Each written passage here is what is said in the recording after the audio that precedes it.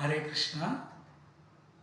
ఒకరోజు గురువుగారు ఆ విద్యార్థులందరినీ కూర్చోబెట్టి అక్కడ పాఠం చెప్తూ ఉంటుంటే ఆ గురువుగారు పెంచుకుంటున్న పిల్లి అటు ఇటు తిరుగుతూ ఉంటుంది.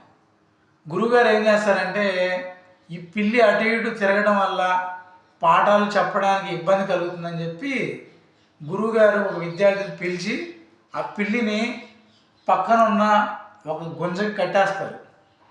కట్టేస్తే వీళ్ళు పాఠం అలా చెప్తూ ఉంటారు. కొన్ని సంవత్సరాలు అయినాక గురువు గారు చనిపోతారు. వీళ్ళు ఏం చేస్తారంటే శిష్యులు తర్వాత గురువులైన వాళ్ళు ఆ గురువు పరంపరగా కొనసాగిస్తూ ఆ పిల్లిని పెట్టి పాఠాలు చెప్పడం అనేది ఒక గురువు గారి పరంపరలాగా భావించి వేరే పిల్లి ఆ పిల్లి అంతకుముందు పాత పిల్లి చనిపోయినా వేరే పిల్లిని తీసుకొచ్చి మరి ఆ పిల్లిని అక్కడ కట్టేసి పాఠాలు చెప్తూ ఉంటారనమాట. అంటే ఇక్కడ ఏం జరుగుతుందంటే వాళ్ళు పిల్లి పెంచారు కాబట్టి అది డిస్టర్బ్ అవుతుంది కాబట్టి దాన్ని కట్టేశారు.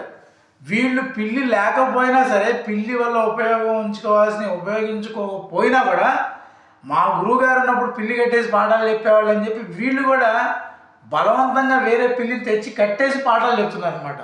రాను రాను సమాజం ఎలా మారుతుందంటే పక్క పక్కన ఉన్నవి తీసుకుంటారు కానీ అసలు నిజమైన జ్ఞానాన్ని నిజమైన సాధనని తీసుకోకుండా మిగతా వాటన్నిటి గురించి హైలైట్ చేసి చెప్తున్నారు.